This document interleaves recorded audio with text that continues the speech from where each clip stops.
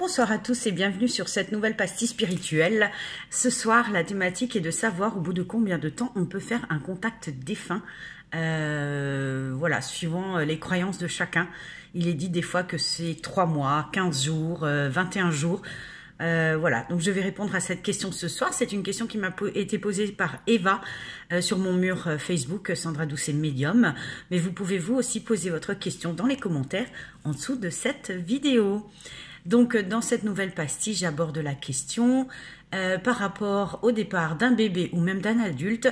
D'après ce que j'ai pu entendre, le défunt ne va pas tout de suite dans la lumière.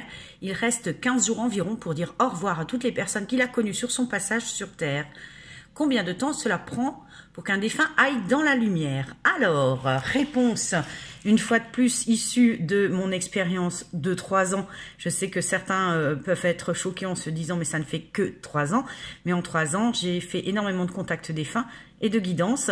Je me suis beaucoup documentée, j'ai beaucoup lu, j'ai vu beaucoup de documentaires et je connais beaucoup de médiums, donc nous avons beaucoup discuté. Donc c'est pour ça que je me permets de vous faire ces pastilles spirituelles qui vous répondent brièvement, succinctement à des questions. Donc voilà, je vous réponds rapidement. Il n'y a aucun délai, je dis bien aucun délai entre le moment où l'âme sort du corps et le moment où on peut commencer un contact avec un défunt. Alors, je vais bien m'expliquer. Aucun délai, sous-entendu, voilà, par exemple, les 15 jours, ou les 21 jours, ou les 3 mois, ou les 3 jours, tout ce que j'ai déjà pu entendre. Pourquoi? Parce qu'il m'est arrivé, personnellement, de faire un contact avec un défunt à l'instant même où il décédait. Ça m'est arrivé, je crois que c'était il y a 1 ou 2 ans. J'avais une amie qui était en direct à l'hôpital avec son ex-mari en train de décéder. Voilà, elle avait emmené son fils, elle avait accompagné la maman de son ex-mari. J'étais avec elle au téléphone, elle était dans le couloir. Et au moment où je lui ai dit, écoute, il faut que tu rentres dans la chambre parce que là, il est en train de partir. Il me dit que tu dois rentrer. Il me disait combien il y avait de personnes dans la chambre, comment ils étaient disposés dans la chambre. Il m'a donné des détails que j'ai donnés à mon amie.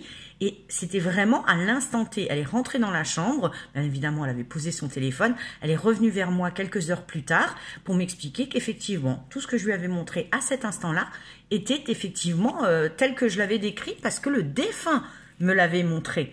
Donc, pas de délai. Pas de délai parce que notre défunt pourra communiquer suivant son état énergétique de l'instant. Un défunt est plus ou moins évolué. Voilà, nous sommes plus ou moins évolués spirituellement. Donc, quand notre âme sort de notre corps, à ce moment-là, nous gardons cette évolution spirituelle. Certains ont de l'énergie, d'autres en ont beaucoup moins. Certains ne passeront pas tout de suite dans la lumière, effectivement. Certains resteront encore parce qu'ils n'auront pas compris qu'ils sont morts, parce qu'ils auront des choses à régler encore avec leurs proches, parce qu'ils n'acceptent pas leur mort. Il m'est arrivé récemment d'avoir un défunt qui n'était pas passé, qu'on a fait passer, et au moment où j'ai fait le contact, je me suis dit, mais c'est quand même bizarre, et j'ai quand même l'impression d'avoir beaucoup de trous de mémoire. Et en fait, c'était une personne qui est décédée de la maladie d'Alzheimer, et dès qu'elle a passé de l'autre côté, elle n'avait pas encore récupéré toutes ses facultés. Elle était encore très fatiguée, donc on va lui laisser quelques temps. Moi, généralement, je laisse 3 à 6 mois pour que voilà, le défunt prenne de l'énergie et qu'après cela, on puisse éventuellement communiquer avec lui s'il en a envie et s'il a un message à passer. Parce que n'oublions jamais que ce sont nos défunts qui décident. C'est pas parce que nous avons envie de communiquer avec nos défunts que eux sont obligatoirement prêts à communiquer. Donc, je répète, tout dépend de l'énergie du défunt et de son évolution spirituelle. Voilà. Et s'il en a envie. De la même manière, cela nous laisse du temps à nous qui restons pour faire notre deuil. On ne fait pas son deuil en faisant un contact défunt. Nous avons un travail humain à faire, d'acceptation, de tristesse, de chagrin. Tout cela, il faut l'accepter et il faut traverser ces émotions-là pour se rendre compte qu'on a dit au revoir à notre défunt qui n'est qu'une âme qui est rentrée à la maison de l'autre côté et qui s'est désincarnée, tout simplement.